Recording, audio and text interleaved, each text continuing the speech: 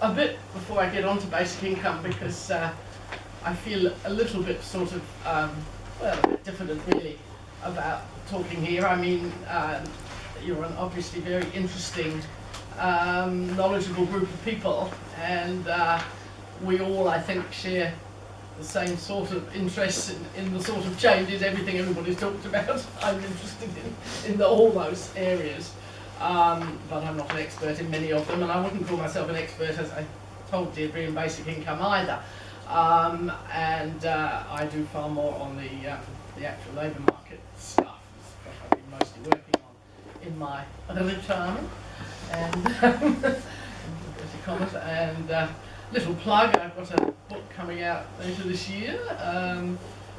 I don't know if any of you know the Bridget Williams books, Little Texts, that she's producing on all sorts of things, and they're short and not incredibly technical. And I wrote a book 20 years ago on women in economics and New Zealand feminist perspective that she published, and when Max Rashbrook's edited book on inequality, which I'm sure some of you have looked at, came out last year, about, I'll tell a little secret, about 3 weeks before it came out, she sent me a panic email saying, oh my God, I've let Max have his head. There's some wonderful stuff in here, but there's only 2 pages on gender.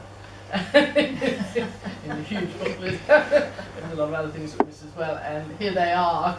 Would you have to cast your eye over them?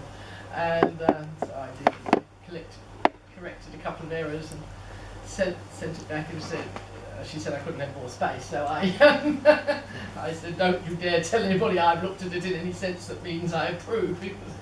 And she said, well, you know, you haven't written a full book, only bits and pieces for the last 20 years time you did, so that's how this sort of update on, it's mainly on, she wanted it mainly to be on gender and women and labour market type stuff and women paid and unpaid work, but I've managed to insert a very long introduction that links it to everything else, which I hope it's just being read at the moment, so I don't know whether it's going to survive or not, but I hope it will, because I think all the issues that face us are interlinked.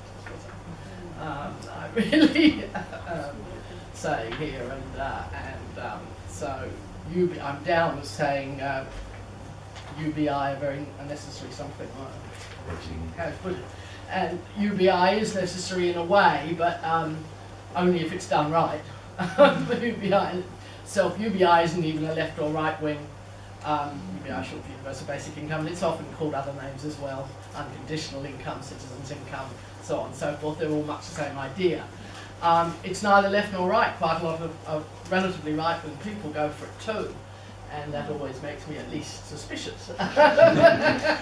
And for example, Gareth Morgan, who's all over the place. He's not nearly. I think he's better than he used to be. So he's still totally more market.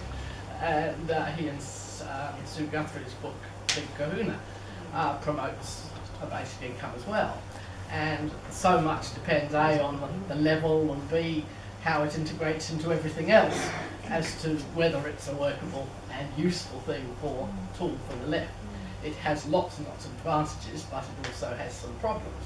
And I think I'm not going to talk for too long. I hope we can discuss it, have lots of questions. Is there anybody that I'm interested here who's worked on a basic income in any thorough way? Oh, well, I did quite a lot for what was it called? There was a government inquiry